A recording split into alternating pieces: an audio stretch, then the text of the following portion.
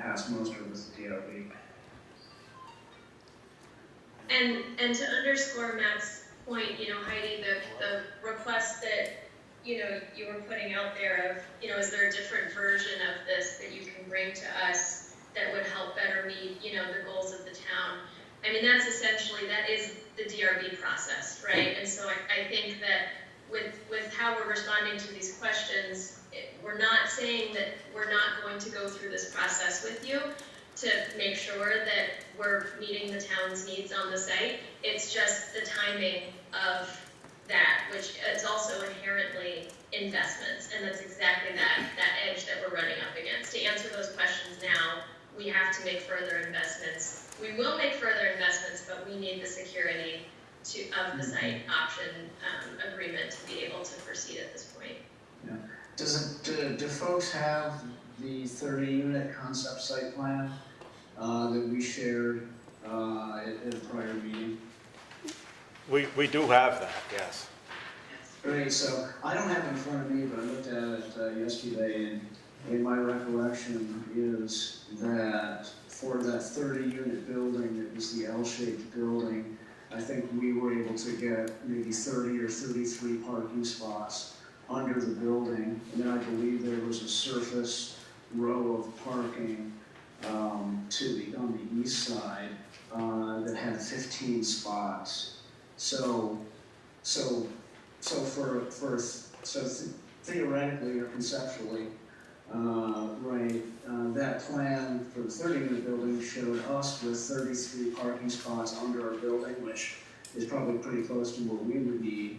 And then there was 15 surface spots, and then there's the 9 or 10, I'm not sure exactly how many 9 are behind the 9. Okay, so with a 30-unit project, it looks like we could handle our parking under the building, and then there'd be 15 and 9, 24 spots that potentially could be, dedicated to the commercial, or maybe we talk about sharing some of those 15 spots that are out in the open, so to speak. So seeing that, if we were to go to the 24-unit building, then I think you'd probably be looking at maybe another, 6 or 8 parking spaces that would open up on the surface in between the commercial buildings and the proposed residential building. So that should give us an idea of, kind of a starting point. Right, and I think that that's a point to underscore too, Matt, that would be the starting point, parking available on site. And as you pointed to, there are provisions in the development regulations where there's a desired use that the community wants downtown that is appealing and cannot meet, certain parking requirements. To facilitate that development, there's shared parking arrangements that can be put in place. When you look at either side of this site, there are parking lots that exist that it's not clear, at any given moment how extensively those are used or underutilized. There's the payment in lieu of parking that, for example, in this site, the way that can be an appealing option is, say there is, and obviously getting ready for this whole process, we've spent a lot of time looking at an aerial view of the site, and there are some kind of fringe parking areas absolutely within walking distance that with a payment in lieu of parking arrangement, like that gives money to the municipality to better direct people to use that parking and make sure that that is accessible to the public. There's that's why those additional provisions would be on the table to certainly, like Matt is outlining, look, how can we maximize utility of the site itself, but also look to these other provisions that the community has already said, we want these at the table to help solve these exact kind of conundrums in the future. Okay, that's all very helpful. We have a room full of people here, which is very unusual for a 4 o'clock meeting in the middle of the day. I thank you all for finding the means to get here. And I don't want to make you think that you're not appreciated. So if anybody has anything to add that's germane to what the select board will be discussing, I'd certainly love to hear it. Victoria? Could I just add, Mr. Chairman, can I ask one question? Yes. You probably want to be there. Sorry, whoever that was, sorry.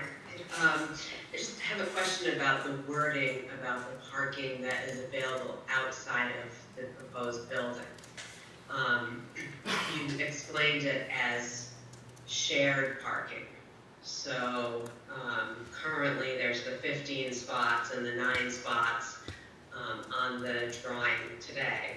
And there could possibly be 6 to 8 more, so that's 30 to 32 spots.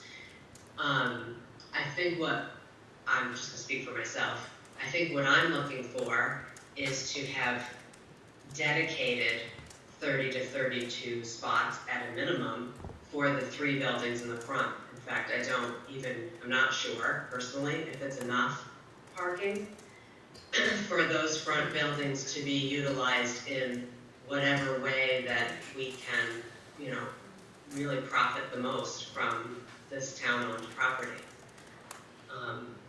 So I question that, the word shared.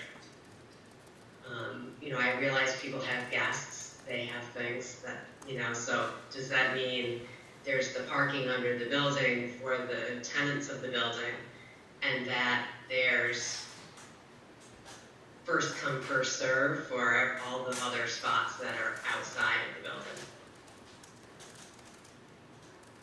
And how is that managed? And frankly, just a comment, I guess.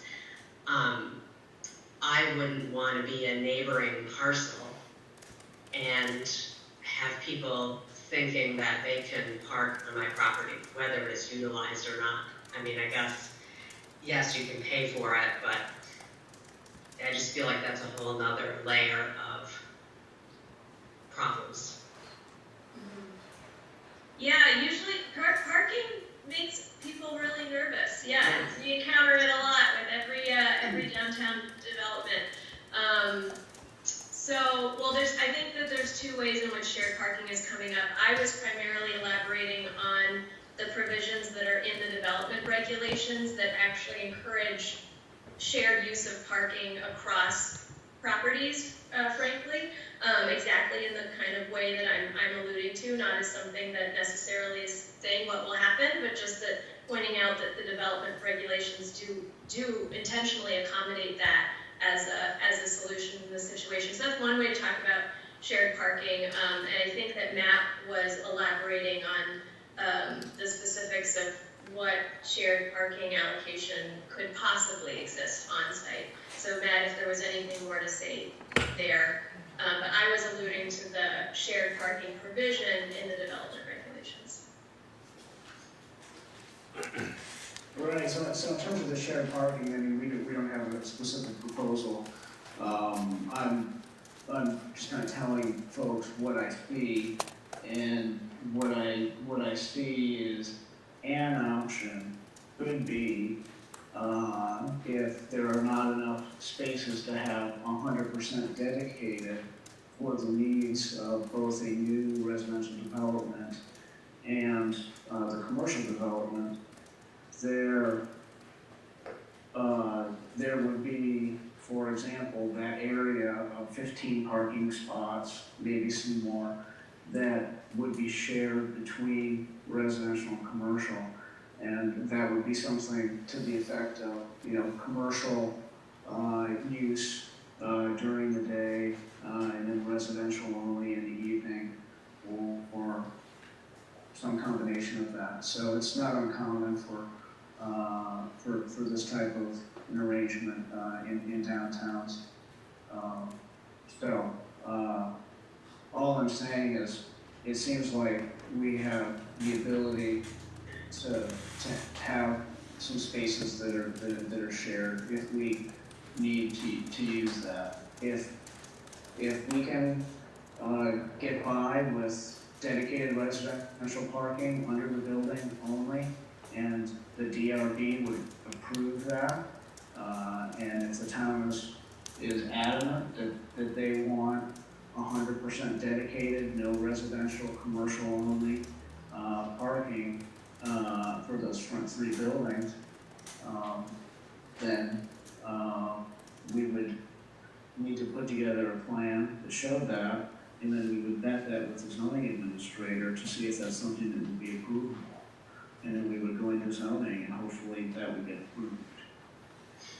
Does that Yes, answer? Yes, thank you. Well, I'm sorry, Victoria. No worries. So, full disclosure, I'm Victoria Silsby and I am on the Housing Task Force. Hold on, Victoria. Can you guys hear it, Victoria? No. So No. I'm not sure what So, the I'm microphone, on the is it, House- it may be this microphone. I don't think there's one on the podium. There isn't. So I'm on the Housing Task Force. My name is Victoria Silsby. I'm a resident of Manchester. My question is not so much focused on the parking, but it's tied to parking. In the effort to increase housing in the town, and we cut off 6 units in this building, how many of those units are going to be not available for low income or workforce? So are we cutting off 4 market rate units and 2 affordable units? Or are we cutting off 6 affordable units so that the project pencils out? And then with the parking question, my parking question is, when you talk about pay for parking, or I think that's what I heard someone say on the screen, are you saying that, say we can't, the project doesn't allow for every unit to have a parking place, so tenants in that project, in that development would pay for a parking spot? I'll answer that one first, myself. The pay for parking is an agreement between the town and a developer. And if in a certain situation, I can think of properties that were developed right on Main Street in town that really had no dedicated parking whatsoever. And in order to have something happen there, we establish how many spaces would be required, and that developer, through an agreement, pays the town into a dedicated fund for parking. And then we expend that money. Recently, we're entered into an agreement to do the parking behind the Walgreens, which we own part of. And that money that was paid to the town is being used to develop that property, which would help the general area. So when you talk about pay for parking, it's between the developer and the town, not the tenants. You had another part to your question. So The other part of the question was, units. of the units that would be cut, would the ratios remain the same, or would there be more market rate cut or more low-income housing cut? yeah, I can speak to that. It would be proportional. So, we would not be talking about cutting 6 affordable units or cutting 6 market rate units. It would be proportional to the overall income targeting, which what we're looking at is that about 75% of the units will be affordable to folks earning 60% median income or less, and about 25% will be available for those earning over 60 up to 100% median income. Thank you. So it would be proportional. Ed, you had your hand up first. Should I move that closer to this mic? Yes. Ed, I'm gonna move the. Ed's voice is very senatorial, but Yeah, you we'll, can, I know we'll hear you, but I'm gonna move this over here. it'll be closer to the microphone so the people. Because I think this mic on the corner might pick you up a little better. Okay, I'm Ed Morrow. I'm on the Housing Task Force with Victoria and several others. We recommended that you consider this project for a number of reasons. One of them, and this amazed me when the task force was formed and we had this project come before us, that how felicitous it was for something like this to fall into our hands. I researched it pretty carefully, and looked into Evernorth because I didn't know anything about them. I knew about Shires and its good reputation in managing properties of this nature. I found a stellar reputation and experience for Evernorth. And we looked at the plans in some detail and concluded that giving them an option to consider further the details on putting together what is really a very complex project involving one of the country's salient problems, let alone Vermont and Manchester. We've all got a problem with housing, especially the middle-income housing, which there's just nothing available for. There's money available for affordable housing. If you've got enough money, you can afford whatever the house is, but the people in the middle who can't get subsidized housing are just left out in the cold, and this is what we're trying to address. Now, the advantage of giving an option to these two organizations, which are highly proficient and have experience in doing just what we want done, is, to my mind, almost risk-free, because what you get at the end is, well, either they go for the option or they don't. In the meantime, they've put considerable money and effort into examining this property for us. I mean, we could hire consultants and have people come in and examine this kind of project and pay them $30,000 or more to tell us what's possible on this site. Here we're getting these people to do it for us. As long as we can get the results, if they choose not to do the option, to take the option, we've got a lot more information about the property that we own, that we want to do something with. If they do take it, they have to go through all of the processes that the permitting process that are onerous, but necessary. They have to go through all that before, and the town, and they have to pass all of the requirements that town insists on. So it's really, in my estimation, a no-lose situation. And we've got the cart before the horse here, considering parking before we even get to that stage. Because that has to be, that's in the 50 years we've been here, I've been through a number of parking dances back and forth, and we have ample parking in our business. And I would walk the town all the time, and now more, that I need to walk for my health. And this particular area is one area that's noted for being over asphalted. Rarely did this property, when it was full, have cars parked in the back. They would be parked up next to the building. You'd see one or two occasionally parked in the back. This part of town is oversupplied with parking that's not used at this point. But that has to be, nevertheless, has to be addressed, and it will be addressed by the very good and comprehensive regulations and boards that we've set up to address it. So I don't think we should even be addressing it here. I think you should sign the option and get these experts onto it. Just make sure that you get that they share whatever information they have if they don't choose not to take the option, so we know more about the property we've got. Thank you, Ed. They're asking for $150,000. I'm not going to let it become a free-for-all, Sylvia. Steve. What I created was a synopsis of things that have been discussed prior, including the parking that is related to the parking. Speak up as much as you can so they can hear. Thanks, Chris. One thing that is in question is Ed's comment about not having to go through all the channels of approval.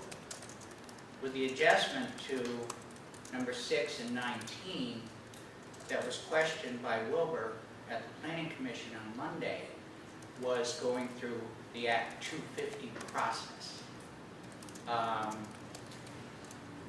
Understanding the letter from Wilbur that was sent to Ivan, which I read, a lot of this I've been saying continuously being a big concern. The underground parking, people can answer questions, but in reading the letter, the proposed spaces of parking in any way don't add up. And it appears that when Wilbur looked at the parking, 90 spots were recommended, or he recommended to have because of the parking situation. Another thing is, we've kind of just pushed this flood thing aside. The state has approved affordable housing in the flood zone. If that area ever flooded, and Ivan, it has in the past, and that river was almost due to peak this last time. What happens there? Well, they call out the fire department. They call out all our first responders. We put their lives in danger. We may chuckle over this, but I had a conversation with Chief Towsley about an hour ago. And there's a lot of things that, we really need to look at before we even make a firm decision on this. I wouldn't want to see a decision be made and put the select board basically in a position for flooding, parking issues, what have you. The other thing is parking. We have the 3 retail spots there, okay? I want to open a business, and I come to Scott and I say, I'd like to open a business, a restaurant, in one of those facilities. How many parking spots do I have? If Scott says you only have 8, I'm going to say, see ya. So are we going to rent those properties with the limited amount of parking spaces we have there? That's something we need to consider too. I don't know, how many exact parking spots we're looking at right now. But I don't think those parking spots that are indicated on this email, Peter probably could elaborate on that. I don't know. I would question that if renting those facilities is enough parking. Recording in Now, progress. And you don't need to answer this until we're done. But, has Chief Towsley been approached? Has Chief Owens been approached? I know I shared something Monday at the Planning Commission meeting that is really a concern. And the Shires and Evernorth manage Applegate. And I have talked to the Bennington Police, and they're there 3 or 4 times a day for something. Is that what we want here? Are we going to get that here through this management process? I don't know. Only they can tell me that that's not true. Well, I'm here to tell you it is true, because I've done my homework, and I know. The other thing is the town development costs, and Ivan can probably answer this. That wasn't part of the initial agreement. That came through a couple meetings after we had this process, to where they asked for development costs. So now they're asking for free property, covered of development costs. Am I correct? Help me. Just the property as far as we know. That is not what's in that contract, correct? That's what was mentioned at the last meeting. I'm not going to go into it because I don't have it in front of me, but I think it was Can anybody answer that from the Shires? You may be talking about if it gets to a point where if the town were to say yes to the option, let it get to a certain point, and then if we said no, like any contract, then the deposit, i.e. the money they'd put down, would be reimbursable to them. And that hasn't been agreed to. And none of the option, No, but I'm just bringing none of the that, option, it's still being reviewed, so none of that is, the gonna taxpayer get- though, Greg, needs to know what's going on with the contract. I think that letter is out in the public. That the The development. the letter that they proposed, the option is out in the public realm, it's on the website. But again, that's just if we backed out and everything, they were able to get all of their ducks in a row, and then we said no, they'd want us to reimburse them. And that's similar to many contracts. like Now, that. Ed, in all due respect, your comment was that they've spent a lot of money with this process already. Well, as a taxpayer, I don't care. They did it, okay? The select board has not made a decision yet to come up with what they want to do. I know it sounds a bit rough, but you should not let that influence your decision, that they've spent all this kind of money and time. And I understand it, thank you very much, and we do need affordable housing. There's no question. But I think, all these little things like that, and this isn't just me stating this. This is several other people that I have talked to. Another question. Has the town attorney reviewed this contract? And if she was aware of the crime at Applegate, wouldn't she question this? The town attorney is reviewing the contract. We've had some discussions on it. And what is proposed by the Shires and Evernorth is a starting place. And should we proceed with the process, the town would come back with a counteroffer and we would land on most likely some kind of a compromise position. And that's how all negotiations happen.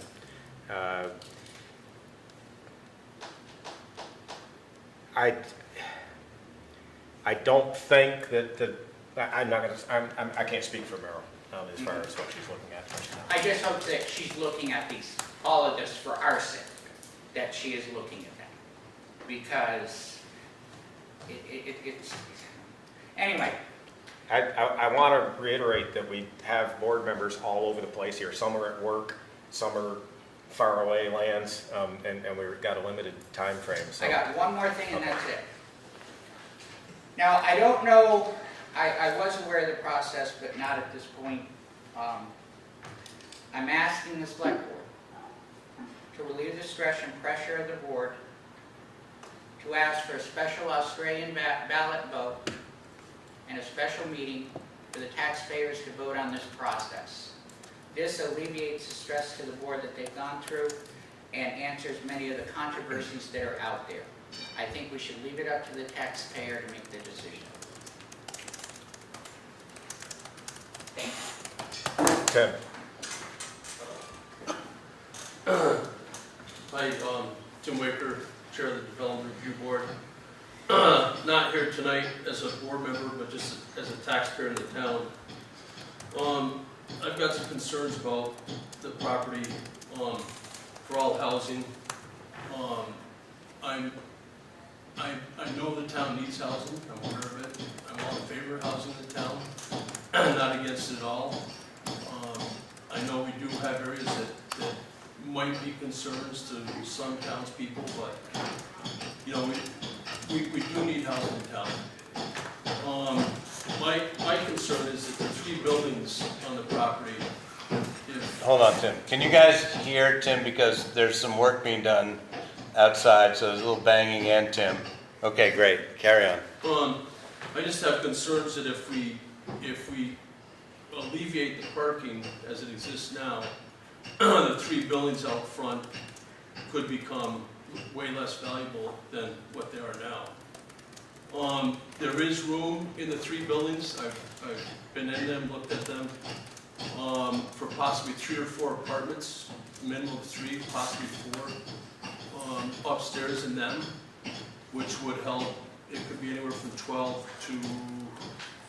to 12, depending on which route they go. So that could help in the housing problem. But more of it is the value of the property It's, I don't know what the actual assessment is on it, it could be $1.5 million, $2 million, whatever the number is. I feel that if the town, whether it's a donation or when they sell something at less than market value, in my mind, that's a donation. And not that it's not a good cause. You know, we donate to the library and a lot of nonprofit organizations in the town. But that's always voted on at the town meeting, or the town votes on it to say, do we approve $250 for this or $500 for this or whatever. If it's sold at market value or better, it seems to me as if it's a no-brainer. But if we're going to be selling it at less than market value, I think that the townspeople should be aware of it and possibly enter that onto a ballot somewhere, so, as Steve said, maybe the townspeople can vote on it. And that's just Thank you, Tim. my Thanks, opinion. Tim. Anyone else who wants to speak? Sylvia?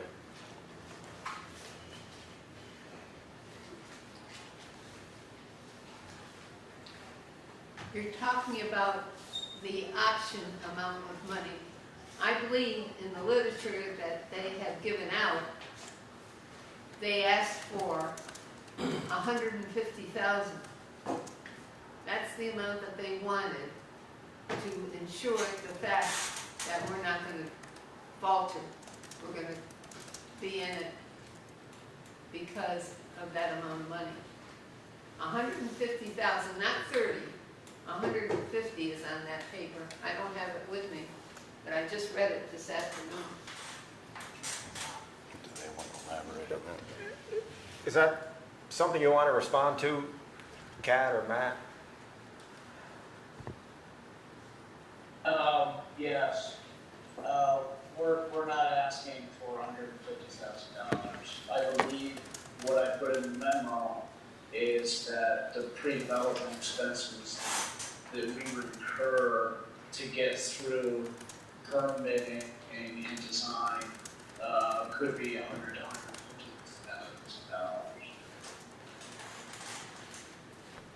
Yes, I We're believe. not asking. Yeah, I believe that's true, and I agree. Tim? One other quick thing, I forgot, but if the town were to sell the property at a market value above, at that point in time, the town could use some of that money to possibly, if it was voted on by the public, to appropriate it towards another spot in town, which there are other spots in town, that this development could work on and would be a good spot as well. But that's just, What are they? there's places on Palmer, which we can talk about later. Yeah, we don't need to get into that. There are locations in town that would accommodate this kind of development if all the pieces came together. Lana? Just a very quick, I don't have to get up for this. I understood that, I think I understood that what you were saying is that they were basing one parking spot for each unit. And 1 or 1.5, okay, depending on a one-bedroom or there's a two-bedroom. husband, a wife, and a kid, and one of them has a truck, one of them has a car, and everybody, in my family, we all worked. How do they figure the parking? Well, it's based on the ordinance. But I mean, that's, your point is a good one. yeah, I mean, we get that. And I think most likely spillover parking, excess parking required by the housing would be taken up on site. I mean,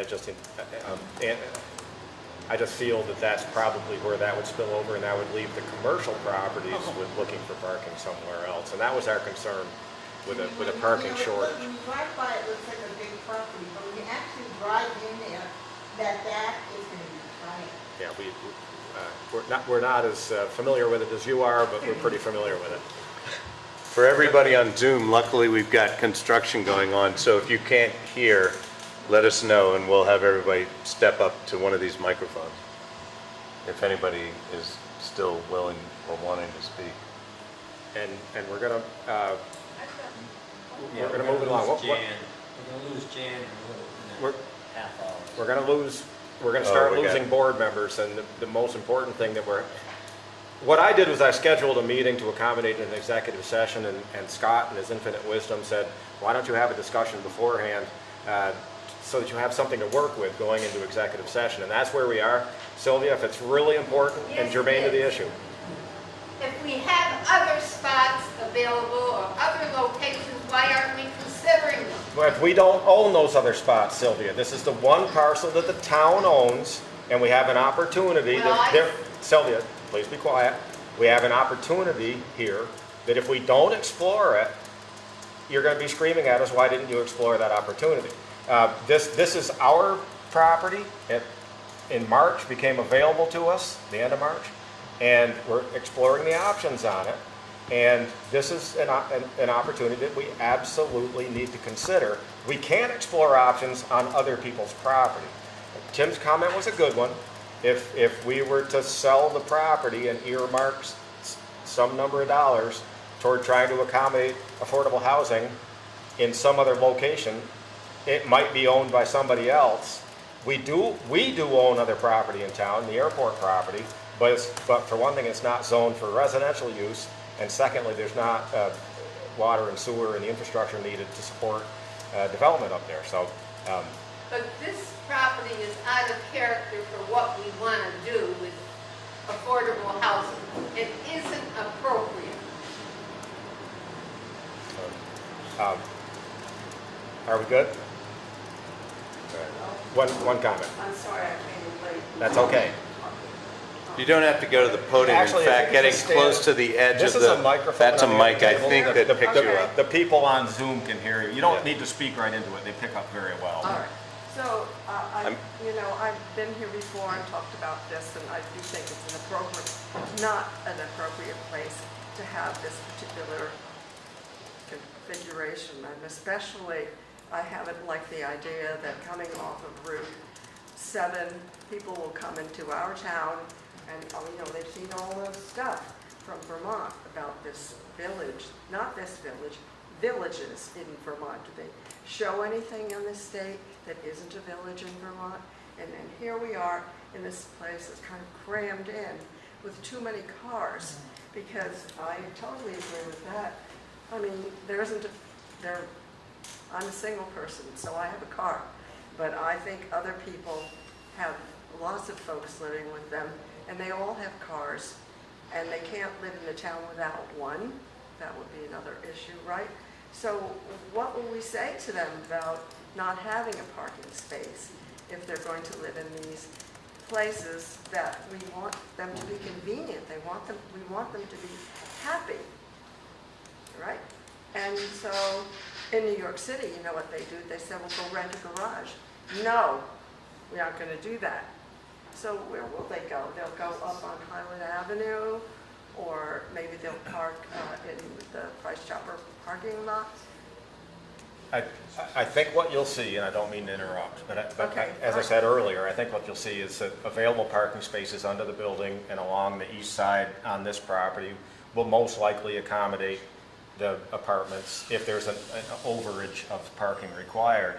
But that will adversely impact the commercial buildings in the front, because they will no longer have parking available to it. That's what this is all about.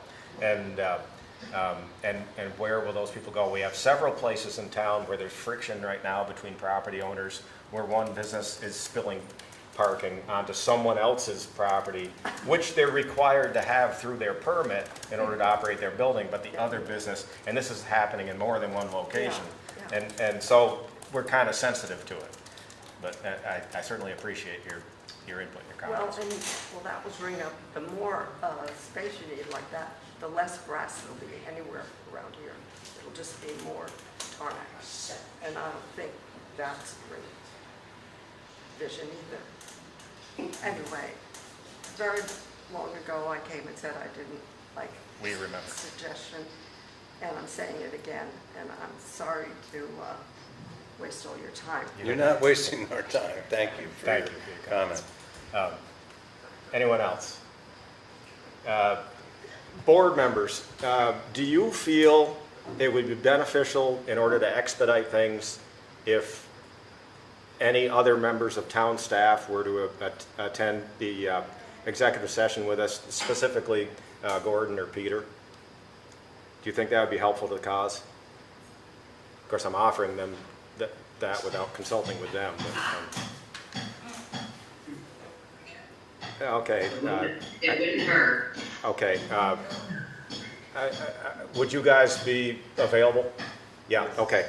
So if somebody's going to make a motion to go in executive session, please include the town manager and our zoning administrator and whatever hat Peter's wearing. He's our town assessor, but has spent a lot of time on this particular project. I'll make a motion, Mr. Chairman, to go to executive session for real estate discussions and negotiation, the premature disclosure of which would put the town at a distinct disadvantage, and we will include the town manager and Peter and Gordon. I'll second that. Okay, a second from Lori. All in favor, say aye. Aye. Aye. Okay. What we'll do is we'll go in the Equinox room. You guys will try to attend by phone. I know it's going to be tough. We'll call you in a few minutes. We'll call you. Okay. And you think you can get that done? All of us gonna do it. We need help. Yeah, I'll call one of you, probably Heidi. I have your number. I don't know if Lori's number's in my phone. Okay.